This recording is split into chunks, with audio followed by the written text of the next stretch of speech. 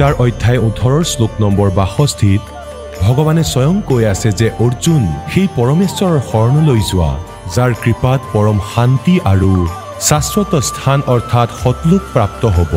সেই পৰমেশ্বৰ কোন হয়, ক'ত আছে, কেনেকুৱা জানিবৰ কাৰণে নিশ্চয় শুনক জগতগুৰু তত্ত্বদৰ্শী সন্ত ৰামপাল দেৱ মহাৰাজৰ অমৃত বচন। সৰ্বপবিত্ৰ ধৰ্ম পবিত্ৰ শাস্ত্ৰৰ আধাৰত পৰমাত্মাই নৰসিংহ ভগতৰ সেই হুন্দি লৈ লৈছিল। এতিয়া অলপ কাহিনী কম এই বিষয়ে, তেতিয়াহে কথাটো বুজি পাব। এতিয়া প্ৰথমে এই ধাৰণাটো স্পষ্ট হৈ গ'ল যে পৰমাত্মাই এনে লীলা কৰে বেদে কয়, আৰু সেয়া পৰমেশ্বৰে আহি কৰিছে। পুণ্যাত্মাসকল, ইয়াত আৰু এটা প্ৰসংগ আহি পৰে যে যেনেকৈ ভগৱান শ্ৰীকৃষ্ণই মূৰ্ধচ ৰজাৰ পুত্ৰ তাম্ৰধ্বজকো তৰোৱালেৰে কাটি পুনৰ জীয়াই তুলিছিল। গতিকে পুণ্যাত্মাসকল, কিছু কোৱা হয় ওৰ সন্ত সব কোপ হে और कहते जरीता नीर दादू अगम अपार है वो दरिया सतकबीर। এতিয়া যেনেকৈ এটা কুৱাত পানী আছে, সেই কুৱাৰ পানী অতি সীমিত। এই পানীৰ জৰিয়তে কিছুহে কাম কৰিব পৰা যায়, কিন্তু খেতি বাতি কৰিবলৈ এখন নদীৰ প্ৰয়োজন হয়, অৰ্থাৎ নলাৰ প্ৰয়োজন হয়।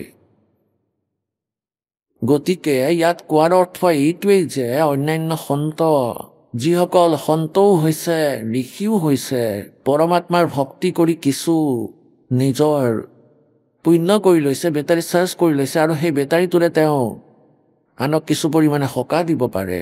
এতিয়া ভগৱান শ্ৰীকৃষ্ণই মূৰধ্বজৰ পুত্ৰ তাম্ৰধ্বজকটো জীয়াই তুলিছিল তৰোৱালেৰে ফালি, কাৰণ তেওঁৰ আয়ুস বাকী আছিল। আৰু তেওঁৰ নিজৰে ভাগিন সুভদ্ৰাৰ পুত্ৰ অভিমন্যু মহাভাৰতৰ যুদ্ধত চক্ৰবেহুত মৃত্যু হৈছিলে। শ্ৰীকৃষ্ণই কান্দি আছিলে, পঞ্চ পাণ্ডৱে কান্দি আছিলে, তেওঁলোকৰ বংশ ধ্বংস হৈছিল। সুভদ্ৰাই কান্দিছিলে, শ্ৰীকৃষ্ণই কান্দিছিলে। তেওঁ জীৱিত কৰিব নোৱাৰিলে। কিয় কৰিব নোৱাৰিলে? কাৰণ তেওঁৰ আয়ুস বাকী নাছিলে। এই ভগৱানে আয়ুস বৃদ্ধি কৰিব নোৱাৰে, কেৱল পূৰ্ণ পৰমাত্মাইহে আয়ুস বৃদ্ধি কৰিব পাৰে, মৃতপক জীয়াই তুলিব পাৰে আৰু আগলৈ তেওঁক আয়ুস দিব পাৰে। এই নৰসিংহ ভগত কোন আছিলে? তেওঁ পূৰ্ব জন্ম জন্মান্তৰৰ পৰমেশ্বৰ কবীৰদেৱৰ কোন জনমত যেনেকুৱা আপোনালোক, এতিয়া এই পৰমাত্মাৰ কৃপাৰে সমগ্ৰ বিশ্বত এই জ্ঞান বিয়পি পৰিব আৰু কোটি সংখ্যাত পৰমাত্মাৰ ভগত হ'ব। কিন্তু কিমানজন পাৰ হ'ব পাৰিব? আৰু পাছত যিসকল বাকী থাকিব, যিসকলে সৎভাৱেৰে ভক্তি নকৰে, তথাপিও তেওঁলোকৰ এই পৰিমাণে ভক্তি হ'ব, হাজাৰ যুগলৈকে তেওঁলোকে ব্ৰহ্মলোকত থাকিব পাৰিব। পাছত ব্ৰহ্মা বিষ্ণু মহেশ্বৰ পদবীও প্ৰাপ্ত কৰিব পাৰিব। ইন্দ্ৰ স্বৰ্গৰ ৰজাও হ'ব পাৰিব, সমগ্ৰ পৃথিৱীৰ ৰজা হ'ব পাৰিব। কিন্তু তেওঁলোকৰ বেটাৰী ডিচাৰ্জ হৈ থাকিব, সেই পুঁজি লাহে লাহে নাশ হৈ থাকিব। আৰু যেতিয়া তেওঁলোক মানৱ শৰীৰত থাকিব, তেওঁলোকৰ ওপৰত কোনো আপদ বিপদ আহিলে, তেওঁ বেলেগ উপাসনা কৰি আছে, তথাপিও এতিয়ালৈকে আন উপাসনা কিয় চলিয়ে আছে? কাৰণ যিসকলৰ পূৰ্বৰ পুণ্য আছিলে, তেওঁলোকে যিকোনো দেৱতাৰে সাধনা কৰিছিল, আৰু যিকোনো বিপদ বিঘিনি আহিছিল, তেতিয়া সেই পৰমাত্মা কবীৰদেৱে আহি সেই পুণ্য আত্মাসকলৰ সহায় কৰিছিলে, কাৰণ সিহঁত তেওঁৰে সন্তান আছিলে কোনো জনমত। আৰু সেই ব্যক্তিজনে এনেকৈ ভাবিছিলে যে মই পাথৰ পুজি আছো, হয়তো মোৰ ইয়াৰে লাভ হৈ আছে, ইয়াৰ পৰাই লাভ পাইছো। যেনেকৈ দাস প্ৰথমতে হনুমানৰ পূজাৰী আছিল, শ্ৰীকৃষ্ণৰ পূজাৰী আছিলে, বাবা শ্যামদেৱৰ পূজা কৰিছিলো, শংকৰ ভগৱানৰ পূজা কৰিছিলো, হনুমান দেৱৰ পূজা কৰিছিলো, আৰু সকলো সুখ হৈ গৈছিলে। আৰু আমি এয়া ভাবিছিলো যে ভগৱান শ্ৰীকৃষ্ণই কৃপা কৰিছে। এতিয়া গম পালো যে তেওঁলোকে কেৱল ৱৰ্ক দানহে দিব পাৰে, যিয়ে যেনেকুৱা কৰিছে তেনেকুৱাহে দি আছে, ইয়াৰ কোনো পৰিৱৰ্তন কৰিব নোৱাৰে। গতিকে এনেকৈ নৰসিংহদেৱ বহুত ডাঙৰ মালিক আছিলে, 56 কোটি সম্পত্তি সেই সময়ত আছিল, যি আজিৰ দিনত 56 আৰব ক'ব পাৰি। আৰু ইমান কৃপণ আছিল যে দুটকাও দান কৰা নাছিল কাকোকে, কাৰণ যিমানে মায়া বাঢ়ে সিমানে ইয়াৰ কৃপণতা লগতে বাঢ়ি যায়। গতিকে এই মায়া শত্ৰু হয়, জীৱৰ আটাইতকৈ ডাঙৰ শত্ৰু এই মোহ মায়া। গতিকে পৰমাত্মাই এটা লীলা কৰিছিল, এওঁ গংগাৰ ঘাটলৈ গা ধুবলৈ গৈছিলে নিজৰ পত্নীৰ সৈতে নৰসী। তাত ব্ৰাহ্মণসকল গৈছিলে আৰু দান কৰোঁতাসকলৰ পৰা দক্ষিণা লৈছিলে। পৰমেশ্বৰেও এজন ব্ৰাহ্মণ ৰূপ ধাৰণ কৰিছিল আৰু কৈছিলে মালিক দক্ষিণা দিয়ক। মালিকে ক'লে দক্ষিণা নাই, মই ঘৰত পাহৰি থৈ আহিছোঁ। পৰমাত্মাই ব্ৰাহ্মণৰ ৰূপত ক'লে মালিক গংগাত গা ধুই একো লাভ নহ'ব যেতিয়ালৈকে দান নকৰিব। তেওঁৰ পত্নীয়েও ক'লে যে দি দিয়ক কিছু দান। এনেকৈ ক'লে চুপচাপ বহি থাকা, বেছি কথা নক'বা, এই বিষয়টো মই চাই ল'ম। শেষত এয়া ক'ব ধৰিলে সেই মালিকে যে ব্ৰাহ্মণ মই ঘৰতে টকা পাহৰি আহিছোঁ, ইয়ালৈ অনা নাই। তেতিয়া ক'লে ভাই ধাৰলৈ লৈ লোৱা। ভগৱানে ক'লে ধাৰ কৰি লোৱা। এতিয়া মালিকে ক'লে ঠিক আছে ধাৰ কৰি লওঁ, কোৱা কিমান দান কৰিবা? 1 টকা দিম। 1 টকা? ঠিক আছে 1 টকা দিয়ক। খাটাং কথা, কিন্তু খাটাং কথা। এতিয়া খোজকাঢ়ি অহা যোৱা কৰিছিল আগতে, আৰু তেওঁ যিহেতু কৃপণ আছিল, এটকাও খৰচ কৰিব বিচৰা নাছিল। ঘৰলৈ আহিলে গংগা স্নান কৰি, ঘৰত প্ৰৱেশ কৰি কৈ সেই টোপোলাটো থৈছিলে। তেনেতেই ব্ৰাহ্মণ ৰূপধাৰী পৰমাত্মা প্ৰকট হ'ল। চাকৰ আহিল আৰু চাকৰে কাৰণ সুধিলে তুমি কোন, ক'ৰ পৰা আহিছা, উদ্দেশ্য কি ইয়ালৈ অহাৰ? পৰমাত্মা ব্ৰাহ্মণ ৰূপধাৰীয়ে ক'লে যে মালিকৰ পৰা মোৰ 1 টকা পাবলগীয়া আছে, দান কৰিবলগীয়া আছিলে, গতিকে মালিকক মনত পেলাই দিয়া যে ব্ৰাহ্মণ আহিছে। চাকৰে গৈ ক'লে যে এজন ব্ৰাহ্মণ আহিছে, আপুনি কিবা টকা দান কৰাৰ কথা কৈ থৈছে হয়তো। এতিয়া নৰসীয়ে ভাবিলে যে মহৎ ব্যক্তিজন লগে লগেই আহি গৈছে। মালিকে ক'লে সেই চাকৰজনক যে ব্ৰাহ্মণক কৈ দিয়া যে মালিকৰ গা ভাল নহয়, ভাগৰি গৈছে, জ্বৰ হৈছে, বেমাৰ হৈছে, আৰু যেতিয়া ঠিক হৈ যাম তেতিয়া দি দিম, সুস্থ যেতিয়া হ'ম তেতিয়া দিম। চাকৰে গৈ এনেকৈয়ে উত্তৰ দিলে। ব্ৰাহ্মণে ক'লে ঠিক আছে মই এই বাগিচাতে শুই পৰোঁ, যেতিয়া মালিক সুস্থ হ'ব তেতিয়া মই মোৰ দক্ষিণা লৈ যাম, বাৰে বাৰে অহা যোৱা কৰিব নোৱাৰি। এতিয়া নৰসীৰ বাগিচা আছিল, তাতেই পৰমাত্মাই বিচনা পাৰি লৈছিল আৰু শুই পৰিছিল। এটা দিন হৈ গ'ল, 2 দিন হ'ল, 3 দিন হ'ল। মালিকে ভিতৰতে পেচাব পায়খানা কৰিব ধৰিলে, ভিতৰতে এটা গাঁত বনাই ল'লে আৰু তাতেই পেলায়। এতিয়া 3য় দিনা তেওঁ আকৌ গৈ ভুমুকি দিলে আৰু ক'লে যে মোৰ টকা ক'ত? মালিকক গৈ কোৱা মোৰ দক্ষিণা দি দিয়ক। মালিকে ক'লে চাকৰক যে কৈ দিয়া যে মালিকৰ মৃত্যু হৈ গ'ল। এতিয়া শেঠজীয়ে ভাবিলে যে তেওঁ আজি 1 টকাৰ বাবে জেদ ধৰি আছে, কাইলৈ কি ঠিক তেওঁ 100 টকাৰ বাবে জেদ কৰিব। এওঁতো ৰাস্তা পাই গৈছে, এওঁতো একেবাৰে ষ্ট্ৰাইক কৰি দিছে, ময়ো ইয়াক টকা নিদিওঁ বুলি। এতিয়া মালিকৰ বিষয়ে চাকৰে গৈ ক'লে যে মালিকৰ মৃত্যু হৈ গ'ল ব্ৰাহ্মণ, আপুনি যাওক, আমি বৰ শোকত আছোঁ। ব্ৰাহ্মণ বেশধাৰী পৰমাত্মাই ক'লে ভাই তেওঁতো মোৰ যজমান হয় আৰু তাৰ মৃত্যুত বৰ দুখ লাগিছে, কিন্তু এতিয়াতো তেওঁৰ অন্তিম সংস্কাৰ কৰিহে মই যাম। এতিয়া আকৌ বহি গ'ল সেই গেটৰ সন্মুখত। এতিয়া যেতিয়া মালিকে গম পালে যে তেওঁ এনেকৈ উত্তৰ দিছে, তেতিয়া নৰসীয়ে ক'লে লগুৱাসকলক তোমালোকে এনেকুৱা কৰা, খৰি লৈ যোৱা আৰম্ভ কৰা চিতাৰ ফালে। অলপ দূৰত আছিল, শ্মশান গাঁৱৰ বাহিৰত থাকে। এওঁ এয়া ভাবিব যে সঁচাকৈ মৰি গ'ল আৰু গুচি যাব। তেতিয়া সিহঁতে খৰি তোলা আৰম্ভ কৰি দিলে, খৰি লৈ যোৱা আৰম্ভ কৰিলে। তেতিয়া ভগৱান তাতেই বহি থাকিল, তেওঁ যোৱা নাই, তেওঁ বহি থাকিল তাতে। মোৰ চিতা বনোৱা। সিহঁতে চিতা বনাই ল'লে আৰু মালিকক উঠাই ল'লে মৃত শৰীৰৰ দৰে আৰু ক'লে মোক লৈ ব'লা শ্মশানলৈ। এতিয়া চিতাত খৰিও দিয়া হ'ল, মালিকৰ সেই জীৱিত মালিককো ৰাখিছে যাক মৃতকৰ দৰে লৈ গৈছিল। পৰমাত্মায়ো লগতে খোজ দিলে, কান্ধত লৈ ল'লে খৰি, অন্তিম সংস্কাৰ কৰা উদ্দেশ্যৰে এডাল খৰি তুলি ল'লে যে ময়ো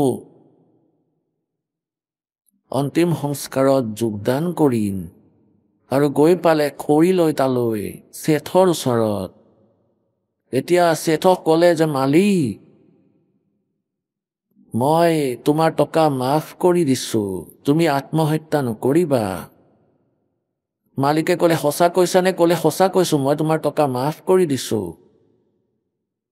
ঠিক আছে, তুমি যোৱা, নিজৰ কাম কৰা। পৰমাত্মাই ক'লে ঠিক আছে, মই যাওঁ। সেই ব্ৰাহ্মণ ৰূপধাৰী পৰমাত্মা গুচি গ'ল।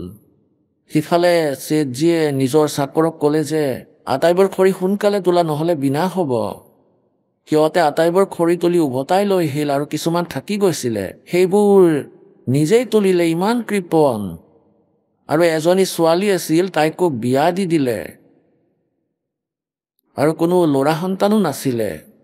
আৰু এনেকৈ বহি আছে, 56 কৰোৰ সম্পত্তিৰ সংৰক্ষণ কৰি আছে। কি যে হ'ব। এতিয়া মালিকে ভাবিলে যে বহুদিন হ'ল ক'তো ঘূৰা ফুৰা কৰা নাই, আজি কিছু দূৰৰ পৰা ফুৰি আহিম। আৰু পিছদিনা মালিক ওলাই গ'ল ফুৰিবলৈ। আৰু পিছে পিছে পৰমাত্মাই নাৰ্ছীৰ ৰূপ ধাৰণ কৰি নাৰ্ছীৰ ঘৰত প্ৰৱেশ কৰিলে। লগুৱাসকলে চিনিয়ে নাপালে আৰু লগুৱাসকলক এনেকৈ ক'লে যে ভাই, যি সেই ব্ৰাহ্মণ আছিল নহয়, ব্ৰাহ্মণ তেওঁ বহুৰূপী হয়। আজি মোৰ ৰূপ ধাৰণ কৰি আহিব আৰু তাক ইয়ালৈ আহিবলৈ নিদিবা, ক'বা যে তুমি গুচি যোৱা। আৰু যদি নামানে তাক ক'বা আজি তোক লাঠিৰে ক'বাম, ইয়াৰ পৰা গুচি যা, বৰ বেয়াকৈ কোবাম, ভালে ভালে গুচি যা। এতিয়া সেই মালিক উভতি আহিল ঘূৰা ফুৰা কৰি বহু সময় পিছত, আৰু ইতিমধ্যে দুৱাৰত থকা পহৰদাৰসকলক সজাগ কৰি দিছিল। পহৰদাৰে ক'লে, অ' বহুৰূপীয়া, তাতে থিয় হৈ থাক। নাৰ্ছীয়ে ভাবিলে আন কাৰোবাক কৈছে, পিছফালে চালে, ক'লে মই তোকে কৈ আছো। নাৰ্ছীয়ে চাকৰজনৰ নাম ধৰি মাতি ক'লে, ঐ কৰৰী, তুমি এয়া কি কৈ আছা যে তুমি তাতেই থিয় হৈ থাকা? ইমানেই ঠিক আছে তোমাৰ বাবে? তুমি আমাৰ মালিকক অশান্তি কৰি ৰাখিছা। কেতিয়াবা তুমি ব্ৰাহ্মণ হৈ আহা, কেতিয়াবা নৰসী ৰূপ ধাৰণ কৰা। আমাৰ মালিক ভিতৰত আছে, তেওঁ আদেশ দিছে, যদি তুমি ভালে ভালে নামানা তোমাৰ ভৰি ভাঙি দিম। ক'লে, কোন কোন কোন? ভিতৰত আছে আমাৰ মালিক। তেওঁ ভাবিলে পৰিস্থিতি বেয়া হৈ পৰিছে, সিটো আজি মোৰ ৰূপ ধাৰণ কৰি ভিতৰত প্ৰৱেশ কৰিছে। এতিয়া নাৰ্ছীয়ে ভাবিলে ইয়াৰ পৰা গুচি যোৱাই ভাল হ'ব, যাওঁ ইয়াৰ পৰা। তেওঁ কি কৰিলে যে কোৰ্টলৈ গ'ল আৰু তাতে অভিযোগ দিলে যে মোৰ লগত এনেকুৱা প্ৰবঞ্চনা কৰিছে, এজন ডুপ্লিকেট নাৰ্ছী হৈ মোৰ সা সম্পত্তি হাত কৰিব বিচাৰিছে। আৰু ৰজাই পিছদিনাখন মাতিলে কোৰ্টলৈ যে তেওঁৰ গোটেই বহি জব্দ কৰি লৈছিল নাৰ্ছীৰ। আৰু পিছদিনা দুয়োকে মাতিলে, ডুপ্লিকেট আৰু অৰিজিনেলক। এতিয়া বহি যি এখন পেড আছিল, ৰেকৰ্ড ৰাখিছিল, তাত গোটেই হিচাপ কিতাপ লিখিছিলে লালাসকলে। তেতিয়া কোৰ্টে সুধিলে, জজে সুধিলে যে ভাই, এনেকুৱা কোনো প্ৰমাণ দেখুওৱা যাৰ দ্বাৰা তোমালোকৰ আচল নকলৰ আমি নিৰ্ণয় কৰিব পাৰোঁ। এই বহী এনেকুৱা আছিল, সেই বহী, এই নোটবুকৰ কোনো এনেকুৱা প্ৰমাণ কোৱা যাৰ দ্বাৰা আমি নিৰ্ণয় কৰিব পাৰোঁ। এতিয়া যিজন অৰিজিনেল নাৰ্ছী আছিল, তেওঁ কৈ দিলে যে মই ছোৱালীৰ বিয়া দিছিলোঁ সেই বিষয়ে, আৰু ইমান মানুহ আহিছিল, ইমান মই খৰচ কৰিছিলোঁ, এখন ঘৰ বনাইছিলোঁ, ইয়াৰো ডিটেইলছ লিখি থৈছোঁ, এনেকুৱা ইমান। আৰু কোৱা ভাই যে আৰুতো মোৰ মনত নাই। পাছত সেই পৰমাত্মাক সুধিলে যে কোৱা, ইয়াৰ কোনো প্ৰমাণ দিয়া, কাৰণ ইয়াকতো বন্ধ কৰি থোৱা আছিল। পৰমাত্মাই ক'লে যে প্ৰথম পৃষ্ঠাৰ পৰা আৰম্ভ কৰক। গোটেই পঢ়িব ধৰিলে এজ ইট ইজ, 4-5টা পেজ। যেতিয়া সঠিককৈ কৈ দিলে, তেতিয়া জাজে অৰিজিনেলজনক ডুপ্লিকেট বুলি ক'লে আৰু পৰমাত্মাক অৰিজিনেল মালিক বনাই দিলে যে যোৱা ভাই, এওঁ অৰিজিনেল, তুমি ডুপ্লিকেট, গুচি যোৱা ইয়াৰ পৰা, তুমি মিছা কৈ আছা। এতিয়া নাৰ্চি বহি আছিলে গাঁৱৰ কিনাৰত গৈ, মূৰত এনেকৈ আঁঠুত মূৰ থৈ, আৰু ভাবিলে, হে ভগৱান, এয়া কি হৈ গ'ল? আজি কি হ'ল মোৰ লগত? আজি গধূলি ৰুটিও মোৰ লগত নাই। আৰু চোৱা, এওঁ কোন জনমৰ শত্ৰু আছিল। তেনেতে পৰমাত্মা তালৈ আহিল সেই ব্ৰাহ্মণ ৰূপ ধাৰণ কৰি, আৰু ক'ব ধৰিলে, ছেঠজি কওক কি খবৰ? এনেকৈ চাই ক'লে, শত্ৰু, এতিয়াতো জীয়াই থাকিবলৈ দিয়া তুমি, ইয়ালৈ খবৰ ল'বলৈ আহি গৈছা। তেতিয়া পৰমেশ্বৰে ক'লে যে, সেই সম্পত্তি তোমাৰ নে মোৰ? নৰসিংহে ক'লে, সেয়াতো মোৰ আছিল শত্ৰু, সেয়া তুমি কাঢ়ি লৈছা। তেতিয়া পৰমাত্মাই ক'লে, নৰসিংহ, এয়া প্ৰথমেও তোমাৰ নাছিল, এয়া মোৰ আছিল। परमात्मा कहते हैं, काया तेरी है नहीं माया कहाँ से हो, और चरण कमल में ध्यान रख इन दोनों आने खो। তেতিয়া পৰমাত্মাই তেওঁক 2 ঘণ্টা প্ৰবচন শুনালে আৰু ক'লে, ভাই, মই সাধু সন্ত ফকীৰ হয়, তোমাৰ হিতৰ বাবে তোমাক জ্ঞান দিবলৈ মই লীলা কৰিছো।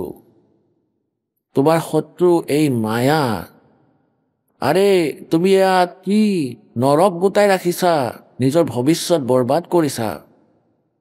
আৰু কিছু দয়াদাতাৰ পূৰ্বৰ পুণ্য জাগ্ৰত হয়। তেতিয়া নৰসিংহে ক'লে, ভগৱান, এতিয়া মোৰ দ্বাৰা কি হ'ব? ক'লে, ভাই, এটা চৰ্তত তোমাক গোটেই সম্পত্তি উভতাই দিম, যদি তুমি ইয়াত দান কৰি দিয়া, নিজৰ বোজা কম কৰি লোৱা, পাপ কম হৈ যাব, নহ'লে তুমি নৰক গোটাই বহি আছা।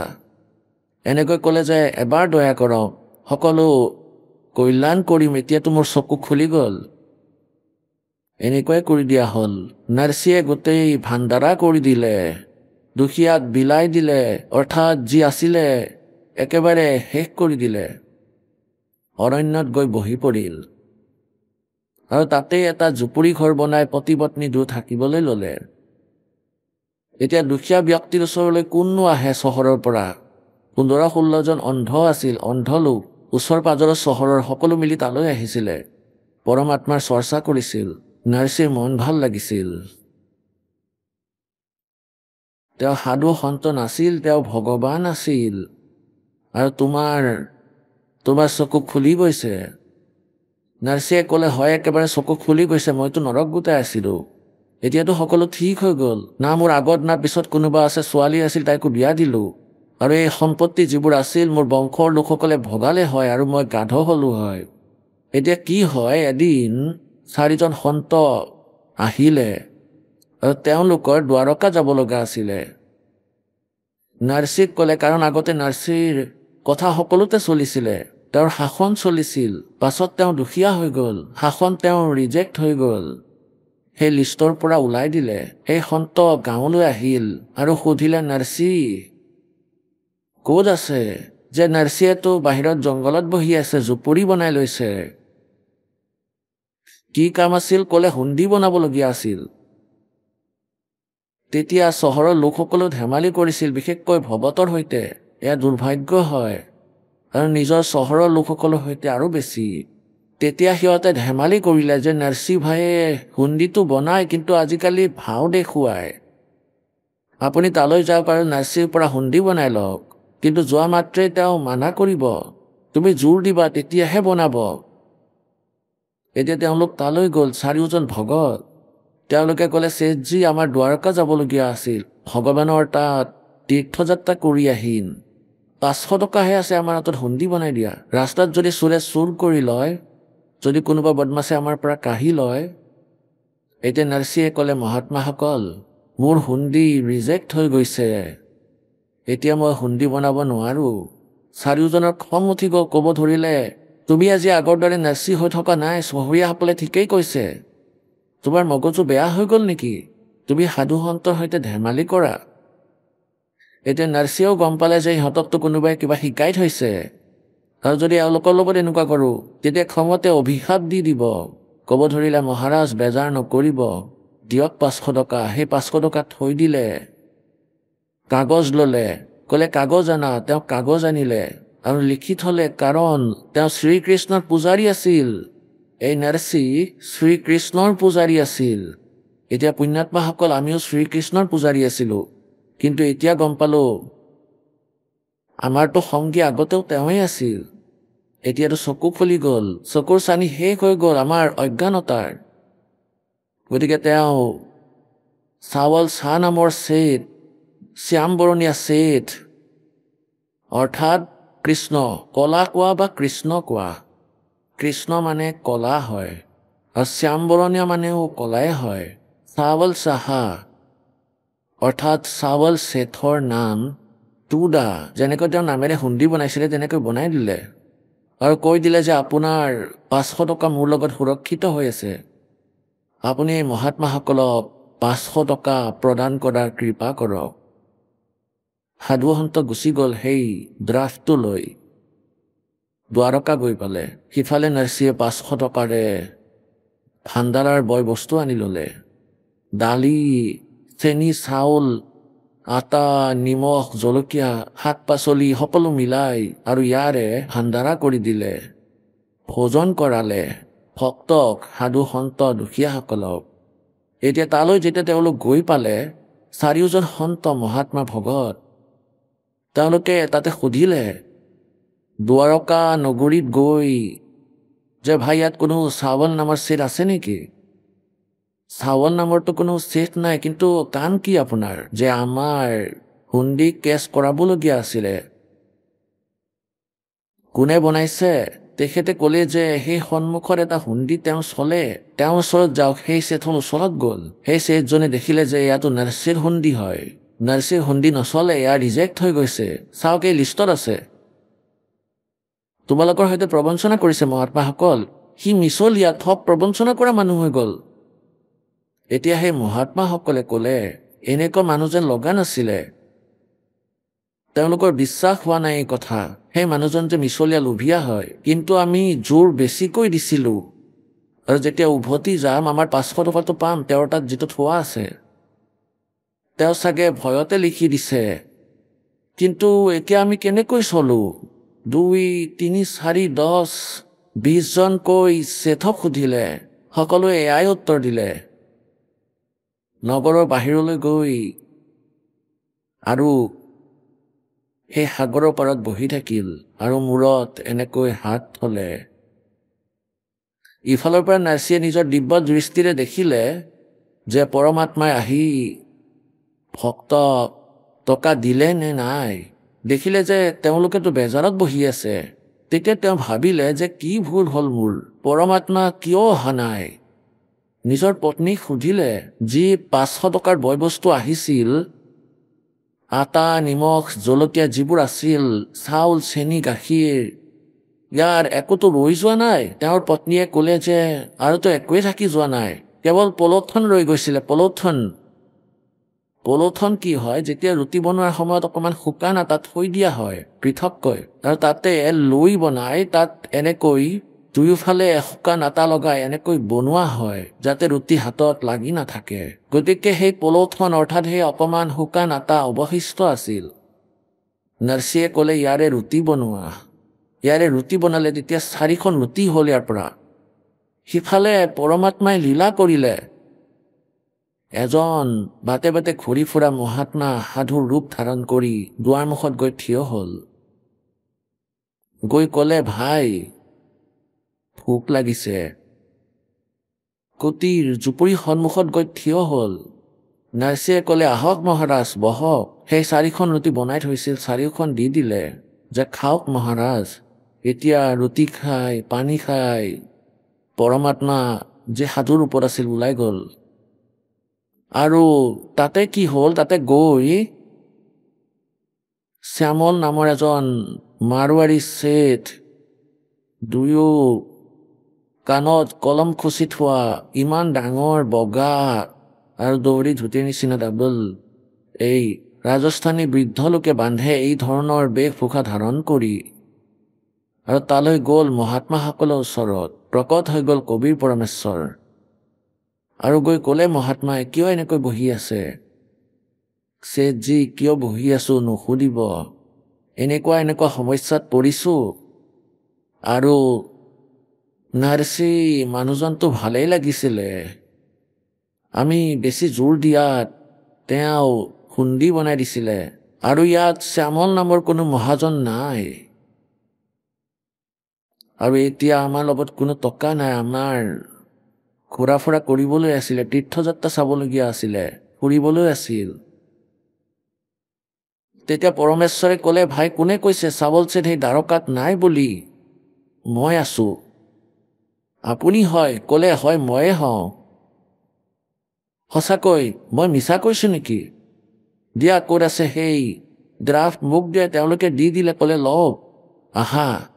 সেই দ্বাৰকাৰ মেইন বজাৰলৈ গৈ আৰু এনেকৈ ক'লে পৰমাত্মাই, চাদৰ পাৰি লোৱা ভগত, চাদৰ পাৰি দিয়া ইয়াত।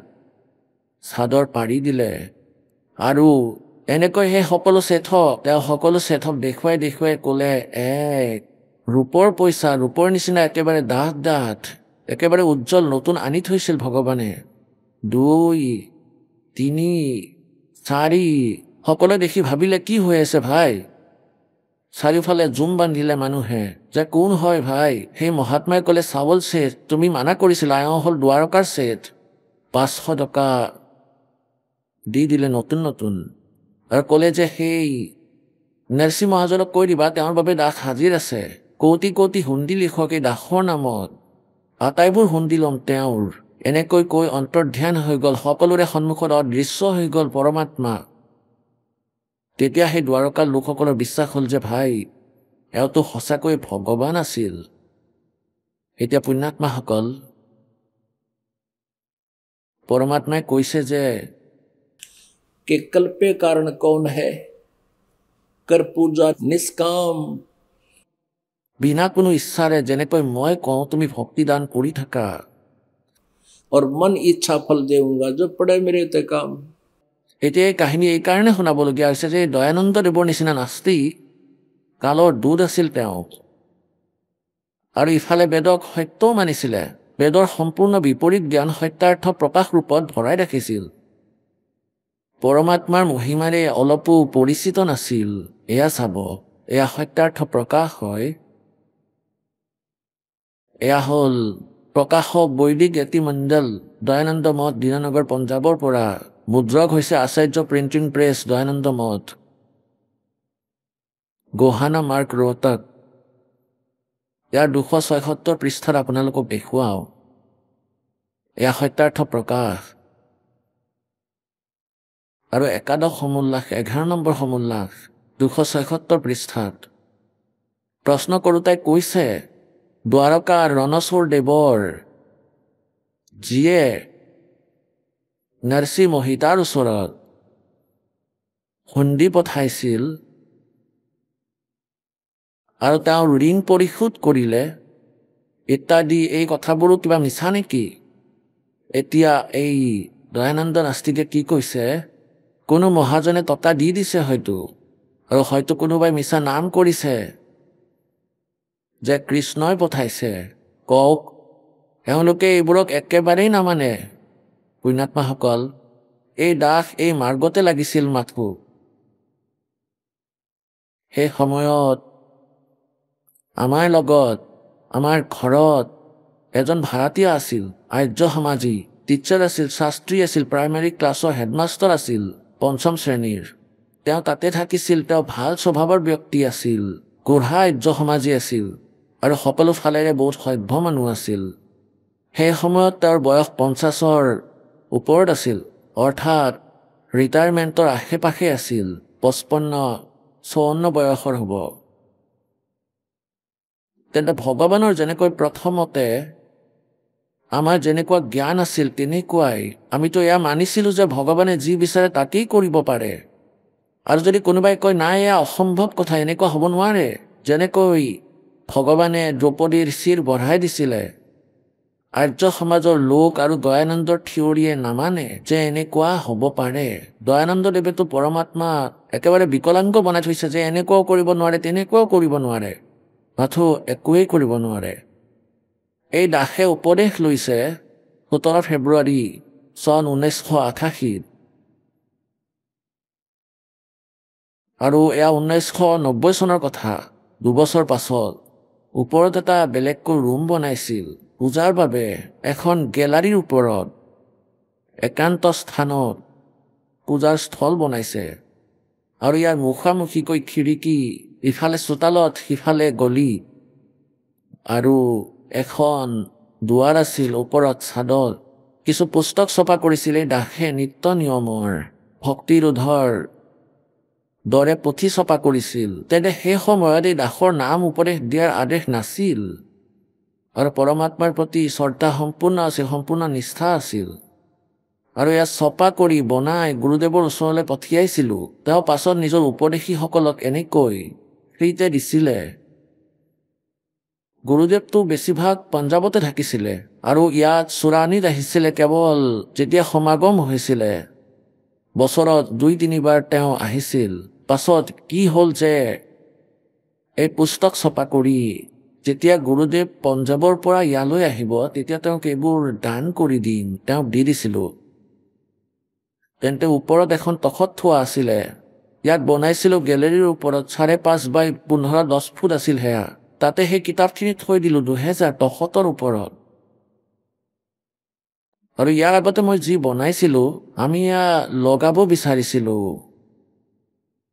এয়া যি জাল থাকে লোহাৰ জাল, এয়া মহৰ পৰা বচাবলৈ মহদানীৰ চাইজৰ হয়।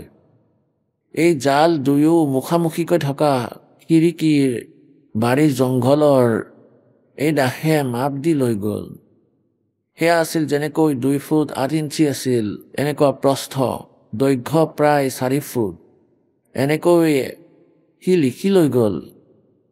আৰু তাৰ দোকানী যি লোহাৰ দোকানী আছিলে তেওঁক দি দিছিলে এই তালিকা যে আপোনালোকে এই চাইজৰ জাল কাটি দিয়ক। এই দাস গুচি গ'ল আৰু বেলেগ বস্তু আনিবলৈ। স্কুটাৰ মোৰ লগত আছিল। মই উভতি আহিলোঁ। তেওঁ চাকৰে, লালাৰ চাকৰে সেই 2খন জাল একেলগে পেক কৰি বান্ধি থৈছিল আৰু কৈছিল যে এয়া লৈ যাওক টকা পেমেণ্ট কৰি। আৰু মই স্কুটাৰৰ আগফালে থৈ ঘৰলৈ লৈ আহিলোঁ। অহাৰ পিছতে মোৰ ডাঙৰ ল'ৰাটো 12-13 বছৰ বয়স আছিল তেতিয়া তাৰ। আৰু এজন ভাড়াতীয়া থাকিছিল বিহাৰৰ। সেই দুয়োজনক ক'লোঁ যে আপোনালোকে এনেকুৱা কৰক, ইয়াক চিধাকে লগাই আৰু ইয়াতে গজাল মাৰি দিয়ক, বছ চিম্পুলভাৱে লগাই দিয়ক। সেই দুয়োজনে সেই জাল উঠালে, লগাব ধৰিলে। সিহঁতে ক'লে যে ইয়াতো সৰু আহি গ'ল। যেনেকৈ 2 ফুট 8 ইঞ্চি আছিল সেয়া 2 ফুট কাটি দিলে। দোকানত কাম কৰা ল'ৰাই দুয়োখনে এনেকৈ কাটি দিলে। আৰু সেয়া চালোঁ সঁচাই ওপৰৰ ফালেতো ঠিকেই চাইজ আছে ইয়াৰ, মাজত যি আছিল দৈৰ্ঘ্য যি আছিল সেয়া 8 ইঞ্চি সৰু। মই ভাবিলোঁ ইয়াত কি হৈ গ'ল। মই ক'লোঁ তুমি এনেকুৱা কৰি চোৱা, মোৰ সন্মুখতে এনেকুৱা কৰি চালি, ই আৰু বেছি ডিফাৰেঞ্চ হৈ গ'ল। মই ভাবিলোঁ বা ভাই মই চাই ল'ম, তোমালোকে এনেকুৱা কৰা, ইয়াক পেক কৰা আৰু ৰাখি দিয়া। ছাৰ্ভিচৰ কাম আছিলে, মই 2-3 দিন অহা নাছিলোঁ। তেওঁৰ মাকে কি কৰিলে, এনেকৈ উঠাই লৈ ক'ৰবাত তলত সোমাই থ'লে, ষ্ট'ৰ ৰুমত পেলালে। এই বিষয়ে ময়ো বেছি মনত ৰখা নাছিলোঁ। ষ্ট'ৰত ৰখা আছিলে। এটা ৰেইনী ছিজন পাৰ হৈ গ'ল। যেনেকৈ মাৰ্চত বনোৱা হৈছিলে, মাৰ্চ-এপ্ৰিলত। আৰু পাছত ছেপ্টেম্বৰ মাহত গুৰুদেৱ আহে। গতিকে বাৰিষা কাল শেষ হৈ গ'ল। গতিকে সেই সময়ত ইয়াক বনাইছিলোঁ ভক্তিবোধৰ কিতাপ আৰু তখতত থৈ দিছিলোঁ।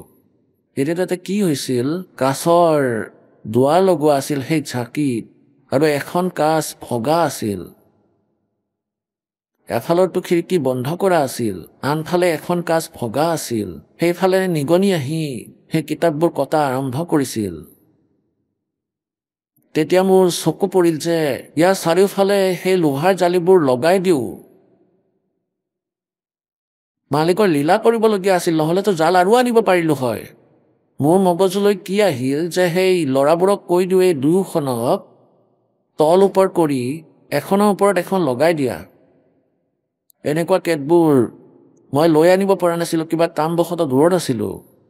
কাৰণ ৰোহটকৰ পৰা 70 কিলোমিটাৰ দূৰত আছিল আমাৰ কাম। চাকৰিৰ যি কেন্দ্ৰ আছিল, ছাইট আছিল, তালৈ গৈছিলোঁ। কেইবাদিনলৈকে এনেকুৱা লোড আছিল যে মই একো আনিব পৰা নাছিলোঁ। সেয়েহে মই ভাবিলোঁ ইয়াক অস্থায়ীভাৱে এনেকৈ লগাই দিওঁ। মই এনেকৈ কৈ গুচি গ'লোঁ। তেতিয়া সন্ধিয়া যে মোৰ অহাৰ সময় হ'ল অফিচৰ পৰা 5 বজাত অথবা 5:30 বজাত আহি পাওঁ, তেতিয়া সেই সময়ত তাৰ মাকে ওপৰৰ পৰা সেই জালিটো তলত নমাই দিলে আৰু তলত থৈ ক'লে যে ভাই এয়া লগাই দিয়া। সেই দুয়োজনেই ডাঙৰ ল'ৰা আৰু লগত সেই ভাড়াতীয়া দুয়োজনে লগাবলৈ চেষ্টা কৰিলে যে এনেকৈ লগাই, যি তলৰ ফালে বাচি যাব চাইছে ইয়াক অভাৰলেপ কৰি এনেকৈ লগাই দিম। মই সিহঁতক ভালদৰে বুজাই থৈ গৈছিলোঁ, গতিকে সিহঁতে যেতিয়া লগাবলৈ ধৰিলে তেতিয়া সেই জালিখন সম্পূৰ্ণভাৱে ঢাক খাই গ'ল। অৰ্থাৎ ওপৰৰ পৰা সম্পূৰ্ণ, তল ওপৰ সম্পূৰ্ণ, আৰু প্ৰস্থ যি 8 ইঞ্চি মোৰ আজিও মনত আছে, ইমান চুটি আছিল। এয়া ইমান, সেয়া প্ৰায় 8 ইঞ্চি হ'ব আৰু 6 ইঞ্চি আৰু আগলৈ বাঢ়ি গ'ল। মই উভতি আহিলোঁ। আহিয়ে মই চিন্তা কৰিলোঁ যে যদি ল'ৰাহঁতে লগোৱা নাই তেন্তে মই লগাই ল'ম। মই দেখিলোঁ জালি লগোৱা হৈছে। মই সন্তুষ্ট হ'লোঁ। এখন জালি তাতেই পৰি আছিল তলত। মই ল'ৰাৰ মাকক সুধিলোঁ, এই জালিখন আন কোনোবাই আনিছিল নেকি? তেখেতে ক'লে যে নাই, এয়া সেইখনেই যিখন মই ওপৰত পেলাই দিছিলোঁ আৰু ময়েই নমাইছোঁ। ইয়াৰ আগত আৰু কোনো এনেকুৱা খিৰিকী জাল এইবোৰ আমি লগোৱাই নাছিলোঁ। তেতিয়া মই দুবিধাত পৰি গ'লোঁ যে ইহঁতে মোৰ লগত ধেমালি কৰি আছে। মই ক'লোঁ যে সেই ল'ৰাটো ক'ত? সি এতিয়া লগাই খেলিবলৈ গৈছে, তাতে পথাৰৰ ফালে যিফালে ল'ৰা ছোৱালীয়ে খেলে। মই থাকিব নোৱাৰিলোঁ। মই ক'লোঁ না, এই কথা মোৰ বিশ্বাস হোৱা নাই। মই ভাবিলোঁ এয়া বেলেগ কোনোবাই আনিছে হয়তো। মই সুধিলোঁ চেঞ্জ কৰি আনিছে নেকি? তেওঁ ক'লে তাৰ মাকে যে কিহৰ চেঞ্জ কৰিব? মই 2 ঘণ্টাৰ পৰা কৈ আছোঁ ভাই জালিখন লগাই দিয়া, তোমাৰ দেউতা আহিলে বৰ ধমক দিব। এতিয়া আপুনি অহাৰ 10-20 মিনিটমান আগতহে লগাই খেলিবলৈ গৈছে। মই তাক মাতি আনিলোঁ। মোৰ তেওঁৰ কথাও বিশ্বাস হোৱা নাছিল। সৰু হৈ আছে কিন্তু ভক্তিত আগতেই লগাই দিছিলোঁ, সৰুতে ভক্তিত লাগি গৈছিল। মই তাক কৈছিলোঁ যে মোৰ মূৰত হাত ৰাখ। ক'লে কি হৈছে? কি হৈছে দেউতা? মই ক'লোঁ কবিৰ পৰমাত্মাৰ শপত খোৱা, সঁচা কথা ক'বা। ক'লে সঁচা ক'ম। এই জালখন তুমি সলাই আনিছা নেকি? ক'লে নাই, মোৰ মায়ে নমাই দিছিলে, এয়া সেয়াই হয়। মই ভাড়াতীয়াজনক মাতিলোঁ, তেওঁ তাতেই আছিল। নৱভাৰত ফেক্টৰীত কাম কৰিছিল। নৱভাৰত নট বল্টছৰ কাৰখানা, তেওঁ তাতে ভাড়াত আছিলে। তেওঁক মাতিলোঁ। মই ক'লোঁ ভাই সঁচা কথা ক'বা যে হয় এয়া আণ্টিয়ে নমাই দিছিলে আমাৰ সন্মুখত, এইখন সেইখনেই জাল। মই তেওঁক সুধিলোঁ যে এইখন সেইখনেই জাল নে যিখন আগতে ছুটি হৈছিল? পিছত তেওঁৰ মনত পৰিল যে হয় এইখনতো ছুটি আছিল আৰু এয়া এতিয়া ডাঙৰ কেনেকৈ হ'ল? তেওঁ ক'লে নাজানো। এতিয়া দুয়োটা ল'ৰা সাক্ষী দিয়া নিশ্চিত হৈ গ'ল যে কিয়নো ময়ো নিঃসন্দেহে ভগৱানৰ ভৱত আছিলোঁ। কিন্তু এই অজ্ঞানীসকলে পেৰেলেলে অজ্ঞান লগত ৰাখিছিল যে এনেকুৱা হ'ব নোৱাৰে। গতিকে সেই অজ্ঞান আধাৰতো ইমান আমি চতুৰ হৈ গৈছিলোঁ। মনে মনা নাছিল যে এনেকুৱা হৈ যাব পাৰে, কিন্তু এয়া হৈ গ'ল। পুণ্যাত্মাসকল সেই দিনৰ পাছত এই দেশৰ জীৱন সলনি হ'ল যে এই পৰমাত্মাই যি বিচাৰ কৰে সেয়াই কৰিব পাৰে। লোহাৰ জাল 14 ইঞ্চি বঢ়াই দিলে, অলপ নহয়। এতিয়া মোৰতো আনন্দৰ সীমা নোহোৱা হ'ল। সেইদিনাৰ পাছত এনেকুৱা হৈ গ'ল যেনেকৈ চিমেণ্টেড, অৰ্থাৎ ইমান বিশ্বাস মালিকৰ প্ৰতি জাগি উঠিল। আৰু সেইফালৰ পৰা দাসৰ মনত আহিলে যে এই যিজন আৰ্য সমাজী টিচাৰ আছে, এওঁ অতি ভাল স্বভাৱৰ, বহুত ভালদৰে কথা পাতিছিল, বহুত ভাল জ্ঞানী মানুহ যেন লাগিছিল।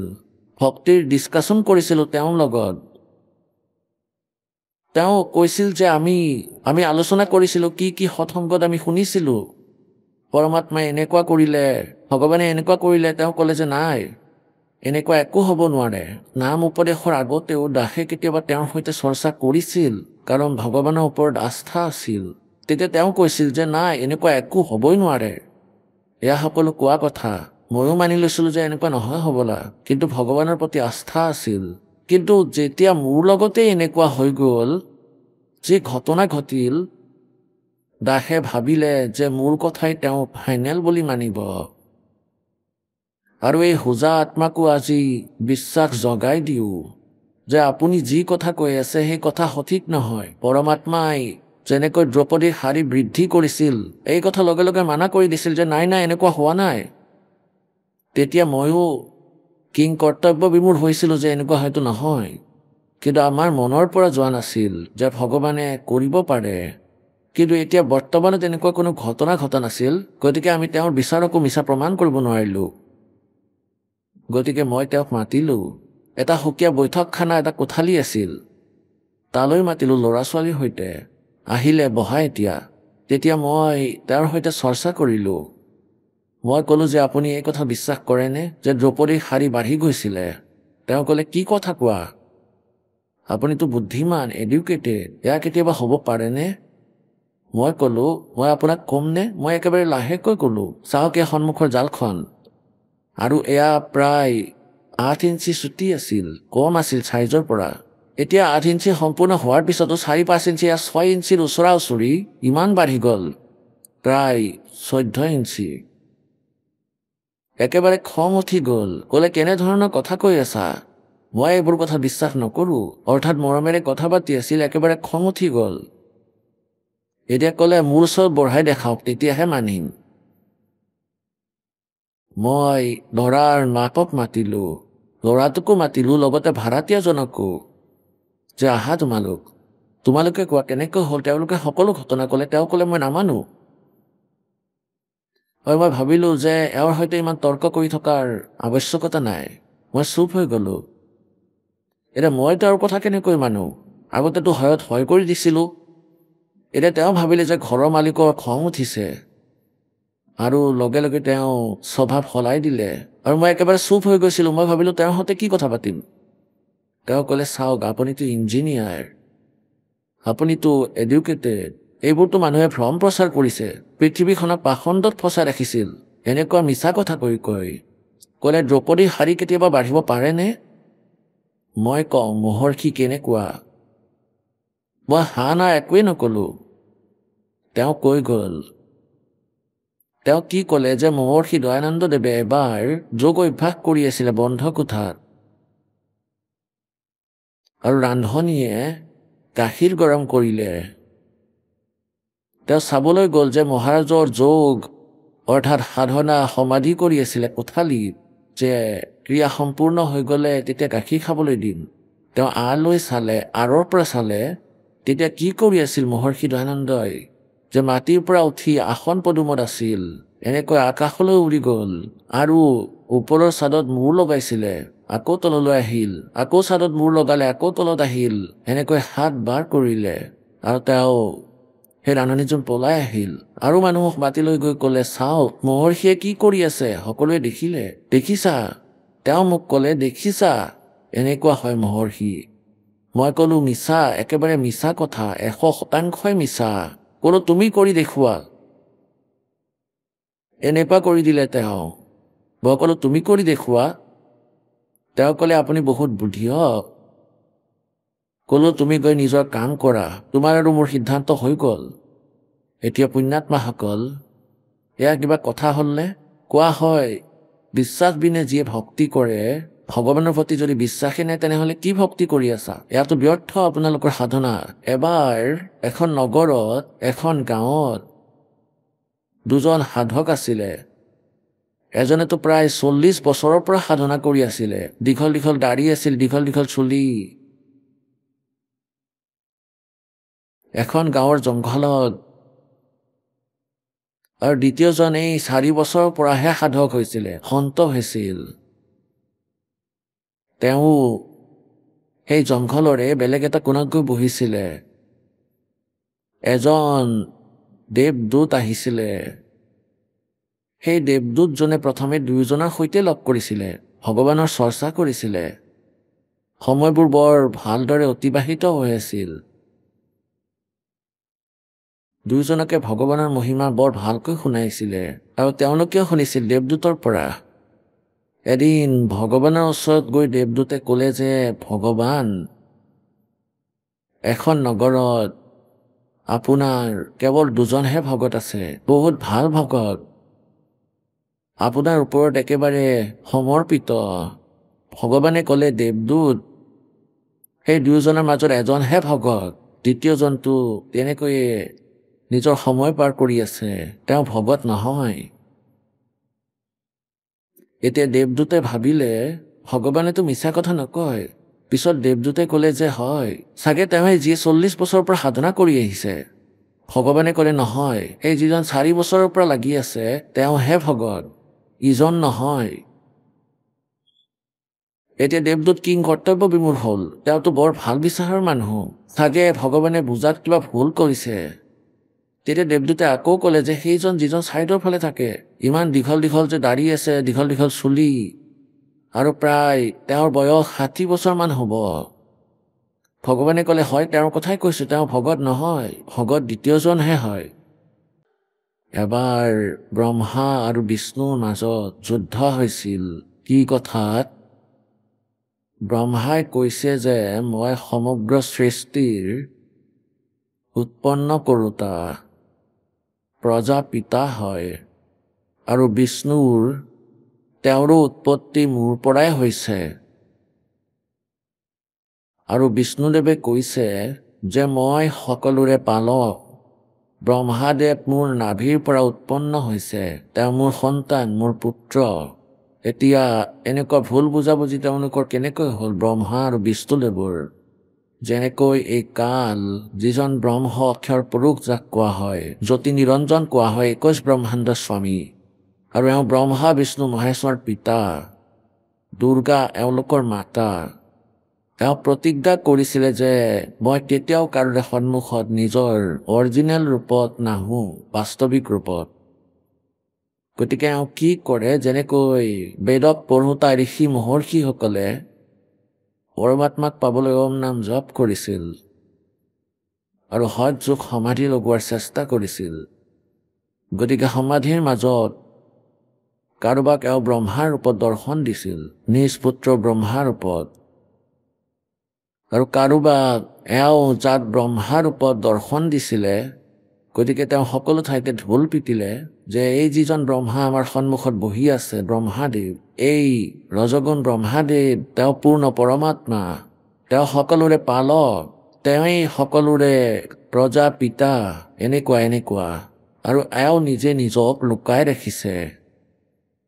এজনে, দুজনে, 10 জনে, 20 জনে, 50 জনে, 100 জনে এনেকৈ ব্ৰহ্মাদেৱক ক'লে।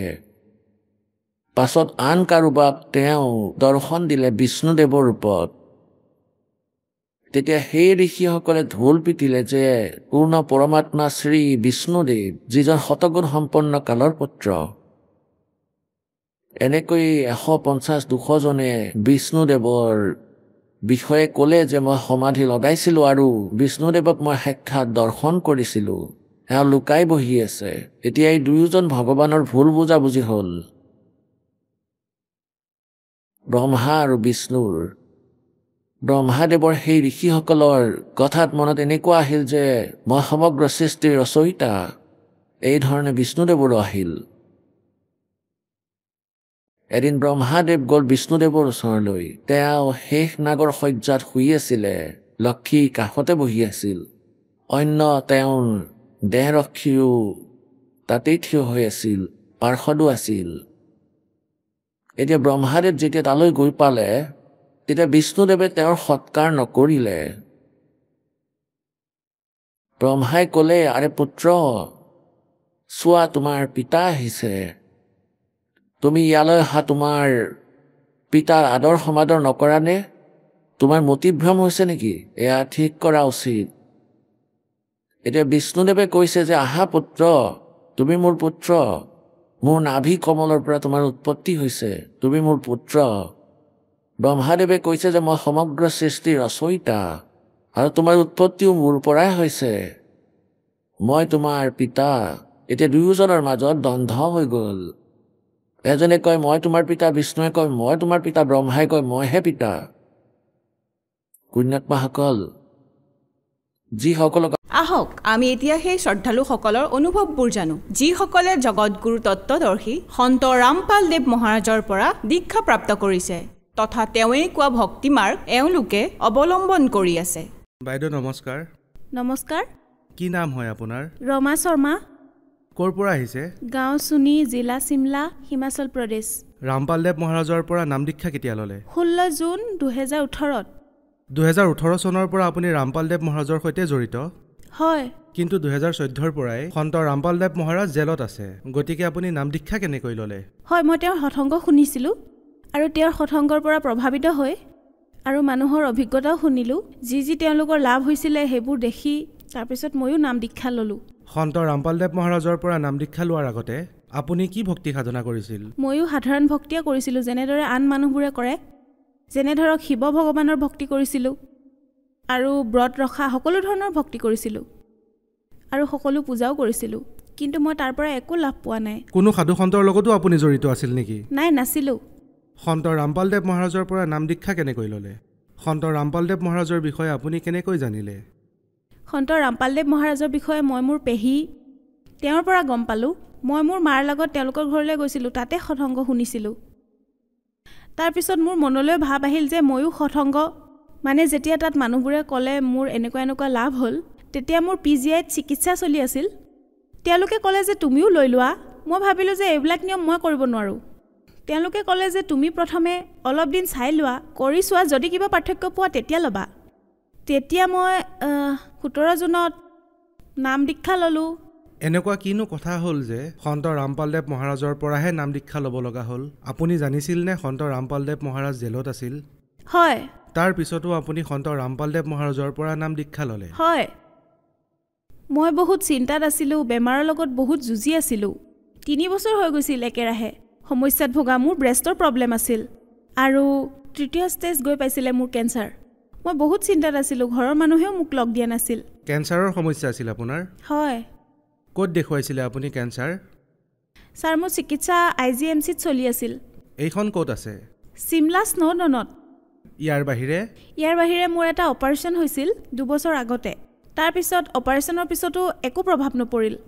তাৰপিছত 9 জানুৱাৰীত মোৰ অপাৰেশ্যন হ'ল। তাৰপিছত 15 দিনৰ পিছত দ্বিতীয়বাৰ মোৰ কেঞ্চাৰ আৰম্ভ হ'ল। প্ৰথমে এটাত আছিলে, তাৰপিছত ইটোতো হ'ল। ডক্টৰে কি কৈছিলে? ডক্টৰসকলে কৈছিলে যে আপুনি ভাল পাব, কিন্তু অপাৰেশ্যন কৰিব লাগিব। তাৰপিছত তেওঁলোকে অপাৰেশ্যনৰ ডেট দিছিলে, কিন্তু মই মানা কৰি দিছিলোঁ যে মই নকৰাওঁ। তাৰপিছত ঔষধ খাবলৈ ধৰিলোঁ। তেতিয়া মোৰ সমস্যা বেছিহে হৈ গ'ল। তাৰপিছত মই PGIলৈ গুচি গ'লোঁ। PGIলৈ যোৱাৰ পিছত মই এসপ্তাহ ঔষধ খালোঁ, তাৰ পৰাও একো লাভ নহ'ল। তাৰপিছত মই সেইখিনি সময়ৰ মাজতে সৎসংগলৈ গৈছিলোঁ, তাতে মই সৎসংগ শুনিলোঁ। তাৰপিছত 2 দিন মই জব কৰিলোঁ, সন্ত ৰামপালদেৱ মহাৰাজৰ জব কৰিলোঁ। জুতি জ্বলোৱা নাছিলোঁ মই, কাৰণ মই ভাবিছিলোঁ মই এইবোৰ নিয়ম কৰিব নোৱাৰিম। তাৰপিছত নাম লোৱাৰ পিছত পেহীয়ে মোক ফোন কৰিলে, সুধিলে যে তুমি কেনেকুৱা ভক্তি কৰিছা। তাৰপিছত মই ক'লোঁ যে ভক্তিটো মই কৰি আছোঁ, কিন্তু নিয়মবোৰহে কৰিব পৰা নাই, কাৰণ মই দৃঢ় নাছিলোঁ যে পালন কৰিব পাৰিম। তেতিয়া মোক তেওঁ ক'লে যে তুমি চাকি জ্বলোৱা, দণ্ডবোধ কৰা, তেতিয়া লাভ হ'ব তোমাৰ। তাৰপিছত 19ত মোৰ অপাৰেশ্যন আছিলে PGIত। তাৰপিছত মই গৈছিলোঁ PGI। তেতিয়া আমাৰ পেহীসকলো চণ্ডীগড়লৈ গৈছিলে। তেতিয়া তেওঁলোকে কৈছিলে যে আমি ৰোহটাকলৈ যাওঁ। মোৰ ডক্টৰো সেইদিনা হঠাৎ ছুটী লৈ গুচি গ'ল, ক'লে যে যোৱা যদি ব'লা আমাৰ লগত। তেতিয়া মই তেওঁলোকৰ লগত সেইদিনাই ৰোহটাকলৈ গ'লোঁ আৰু সেইদিনা মই ইমান শক্তি পালোঁ যে খালী ভৰিৰে গোটেই ৰোহটাকখন ঘূৰিলোঁ।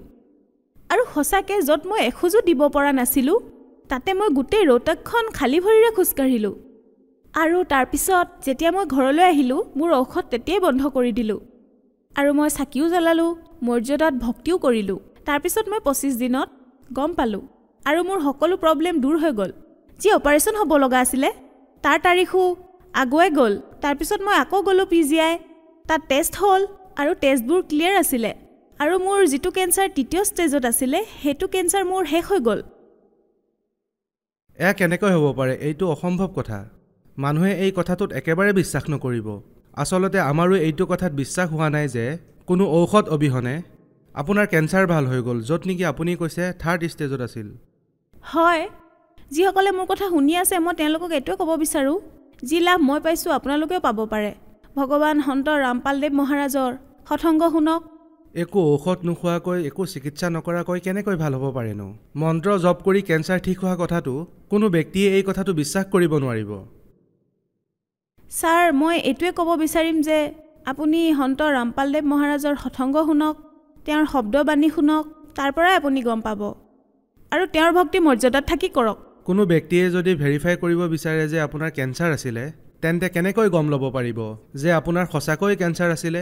ছাৰ মোৰ ওচৰত সকলো ডিটেইল আছে, সকলো ৰিপৰ্ট আছে, মই সেইবোৰ দেখুৱাব পাৰোঁ আৰু ক'বও পাৰোঁ। ছাৰ এয়া মোৰ আল্ট্ৰাচাউণ্ডৰ ৰিপৰ্ট। মোৰ পেটৰ যি আল্ট্ৰাচাউণ্ড হৈছিলে মোৰ পেটত ডাঙৰ কিবা সমস্যা আছিলে আৰু সন্ত ৰামপালদেৱ মহাৰাজৰ শৰণলৈ গৈ মোৰ এইটো প্ৰব্লেম ছল্ভ হৈ গ'ল। তাৰপিছত মোৰ ব্ৰেষ্টত প্ৰব্লেম আছিলে 3 বছৰৰ পৰা, এয়া তাৰ ক্লিয়াৰেঞ্চৰ ৰিপৰ্ট এইটো, তাৰ আল্ট্ৰাচাউণ্ডৰ। ইয়াত মোৰ সকলো টেষ্ট আছে, যিবোৰ মোৰ টেষ্ট হৈছিলে তাৰ সকলোবোৰ ৰিপৰ্ট সকলোবোৰ ঠিকে আছে আৰু বৰ্তমান মোৰ শৰীৰ একেবাৰে সুস্থ হৈ আছে। মই শুনি থকাসকলক এইটোৱে ক'ব বিচাৰিম যে আপোনালোকে এবাৰ সন্ত ৰামপালদেৱৰ সৎসংগ শুনক আৰু তেওঁৰ জ্ঞান গংগা কিতাপখন পঢ়ক, জীৱনৰ সুগম পথ পঢ়ক, তাৰ পৰা আপুনি নিজে অনুভৱ কৰিব পাৰিব। সেই ডক্টৰক লগ পাব পাৰিমনে? কোনোবা ডক্টৰৰ নাম মনত আছেনে আপোনাৰ? হয়, প্ৰথমৰ পৰাই মোক ডক্টৰ বেনাৰ্জীয়ে চিকিৎসা কৰি আছিলে ৰিপনত, তাৰপিছত IGMC, তাৰপিছত PGI ডক্টৰ দিব্যা মেম, তাতে মোৰ চিকিৎসা হৈছিলে আৰু বৰ্তমান 7 মাহৰ পৰা মোৰ সকলো ঔষধ বন্ধ কৰিছোঁ আৰু মই সুস্থ। আকৌ টেষ্ট কৰাৰ পিছত ডক্টৰে কি কৈছিলেনো? তেওঁলোকৰ এইটো ৰিয়েকশ্যন আছিলে যে এয়া কেনেকৈ হ'ব পাৰে, এয়া চমৎকাৰ। কিন্তু মই তেওঁলোকক কৈছিলোঁ যে মই সদায় ঔষধ খাই আছোঁ, বাকী মই একো নক'লোঁ। আপুনি ডক্টৰক কৈছিলে যে আপুনি ঔষধ খাইছিলে, কিন্তু আপুনি কোনো ঔষধ খোৱা নাছিলে। মই 17 জনতে ঔষধ খোৱা বন্ধ কৰি দিছিলোঁ। তেতিয়াৰ পৰা মই এটা ঔষধো খোৱা নাই, কিন্তু এতিয়ালৈকে মই ঠিকেই আছোঁ। লাভ মোৰ বহুত হৈছে সন্ত ৰামপালদেৱ মহাৰাজৰ পৰা।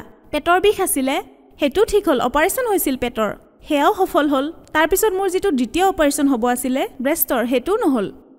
কিন্তু তেওঁলোকতো বহুত আচৰিত হৈ যাব যিসকলে কয় যে সেইজন সন্তটো জেলত আছে, তেওঁ বেলেগকনো কি লাভ দিব য'ত নেকি আপোনাৰ কেঞ্চাৰো ঠিক হৈ গৈছে। আপুনি কি ক'ব বিচাৰিব এই বিষয়ে? এই বিষয়ে এইটোৱে ক'ব বিচাৰিম যে আপোনালোকে সন্ত ৰামপালদেৱ মহাৰাজৰ সৎসংগ শুনক, তেওঁৰ জ্ঞান গংগা কিতাপ আছে, জীৱনৰ সুগম পথ কিতাপ আছে, কিতাপবোৰ পঢ়ক, তাৰ পৰাই আপোনালোকে জ্ঞান পাব। আৰু আপুনি এনেকৈ ভাবে নেকি যে আপুনি সন্ত ৰামপালদেৱ মহাৰাজৰ শৰণলৈ যদি নাহিলে হয়, আন সন্তৰ ওচৰলৈ গ'ল হয়, তেতিয়াও আপুনি ঠিক হ'ল হয়? নাই, মই কেতিয়াও সুস্থ হ'ব নোৱাৰিলোঁ হয়, কিয়নো মই বহুত পূজা কৰিলোঁ, বহুত যাদু মন্ত্ৰ কৰি থৈছিল মোক, সেইবোৰো ঠিক হ'ল। বহুত ধাৰ লৈ থৈছিলোঁ মানুহৰ পৰা, এইবাবেই যেন মই ভাল হ'ব পাৰোঁ, কিন্তু মোৰ একো লাভ নহ'ল। সন্ত ৰামপালদেৱৰ শৰণলৈ যোৱাৰ পিছত মোৰ পৰিয়াল, মোৰ শৰীৰ সকলোবোৰ ঠিকে আছে, মোৰ ল'ৰা ছোৱালী সকলো ঠিকে আছে। নহ'লে মোৰ ঘৰত সদায় কাজিয়া মাৰপিট আৰু মই সদায় কেতিয়াবা ক'ৰবাত বিষ, কেতিয়াবা ক'ৰবাত, সেইবোৰো ঠিক হ'ল। মোক শুনি থকাসকলক এইটোৱে বাৰ্তা দিব বিচাৰিম যে আপোনালোকে সন্ত ৰামপালদেৱৰ শৰণলৈ যাওক। টিভিত যি হালধীয়া শাৰী আহে তাৰ পৰা নাম লওক, ফোন নম্বৰ লওক, জ্ঞান গংগা কিতাপখন লওক, জীৱনৰ সুগম পথ সেইখন পঢ়ক, তাৰ পৰা আপুনি নিজে গম পাব। চাওক, এনেকুৱা বহুত মানুহ আছে যিসকলে কেঞ্চাৰত আক্ৰান্ত হৈছে আৰু লাখ লাখ টকা পানীৰ দৰে বোৱাই পেলাইছে, কিন্তু তথাপিও তেওঁলোক সুস্থ নহয়। কিন্তু আপুনিতো কেৱল মন্ত্ৰ জপ কৰিয়ে লাভ পাই গ'ল। আপুনি সেইসকল মানুহক কি ক'ব বিচাৰিব যিসকল এতিয়াও কেঞ্চাৰত আক্ৰান্ত? মই তেওঁলোকক এইটোৱে বাৰ্তা দিব বিচাৰিম যে আপোনালোকে সঁচা ভক্তি কৰক, সৎসংগ শুনক, গুৰু সন্ত ৰামপালদেৱ মহাৰাজৰ শব্দবাণী শুনক, তাৰ পৰাই আপুনি লাভ পাব। ময়ো 2 দিন সঁচা মনেৰে শব্দ উচ্চাৰণ কৰিছিলোঁ, তাৰ পৰাই মই 25 দিনৰ ভিতৰত লাভ পালোঁ। শেষত মই আপোনাক এইটো সুধিব বিচাৰিম যে আপোনাৰ কি সন্ত ৰামপালদেৱ মহাৰাজৰ ওপৰত সিমানেই বিশ্বাস আছে? হয়, এতিয়া মোৰ বেছিহে বিশ্বাস আহিছে, কাৰণ এতিয়া মোৰ গোটেই শৰীৰ ঠিক হৈ গ'ল। 7 মাহ আগতে মোৰ স্থিতি এনেকুৱা আছিলে যে 3 মাহ মই একেৰাহে বিচনাত পৰি আছিলোঁ, আনকি মই কামলৈ যাবও পৰা নাছিলোঁ। যেতিয়াৰ পৰা মই নাম দীক্ষা ল'লোঁ তেতিয়াৰ পৰা মই আকৌ কামলৈ যাবলৈ আৰম্ভ কৰিলোঁ। এতিয়া মই সকলো প্ৰকাৰে, আগতে মই খানাও বনাব পৰা নাছিলোঁ, একো কৰিব পৰা নাছিলোঁ, কিন্তু এতিয়া সকলো কাম কৰিব পাৰোঁ আৰু যাবলৈও যাওঁ। হয়, ধন্যবাদ। ধন্যবাদ সৎ চাহেব।